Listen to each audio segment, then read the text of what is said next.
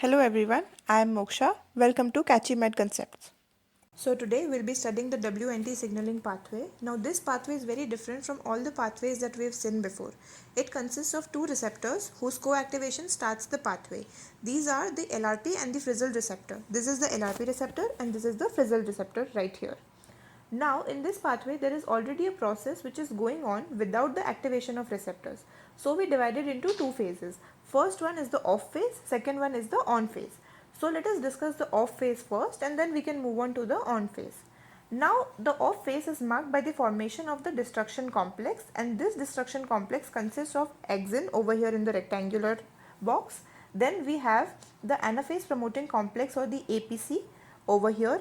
We have the glycogen synthase kinase 3 beta or the GSK3 beta. Then we have the casein kinase or the CK1 over here, and all of these combine to form the destruction complex. There is a good mnemonic to remember this. It goes always care about growth. I have mentioned also it over here. Now in the absence of WNT signaling, what happens is that CK1 first phosphorylates beta catenin at a specific serine residue. For a better understanding, I will zoom in. So over here this thing phosphorylates.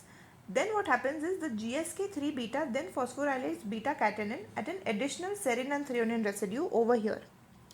Now what happens, the phosphorylated beta catenin is recognized by the beta TRCP.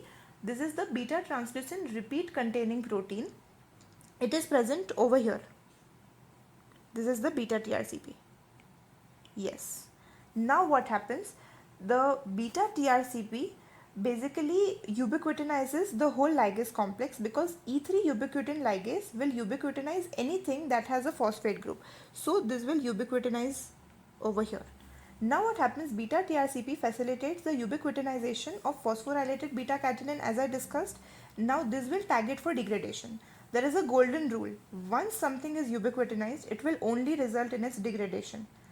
What happens in proteasomal degradation is the ubiquitinated beta catenin over here, as we already saw. What happens, it is directed to a proteasome. It is a protein complex that degrades and recycles proteins. This is the proteasome right here. Now we will talk about the on phase. So here what happens, WNT ligand binding. So this is the WNT ligand over here. A WNT protein binds to the frizzled receptor on the cell surface. The binding also involves the LRP5 or 6 co-receptor activation. Now what happens, the frizzled receptor activates the dishelved or the DSH protein. This blue triangular one is the one. Now what happens is that activated dishelved inhibits the destruction complex, which is composed of axin, APC and GSK3 beta that usually degrades the beta catenin. But now when the destruction complex is inhibited, beta catenin is not degraded and it accumulates in the cytoplasm. As we can see, there is so much beta catenin accumulated in the cytoplasm. Now what's the special thing is that beta catenin does it basically deactivated and removes an inhibitor protein called as Gaucho, which was holding on to TCF or the transcription factors. But now it can easily interact with DNA to synthesize proteins which are involved in the cell survival and growth. Hope this helps you understand the concept. Thank you so much for watching.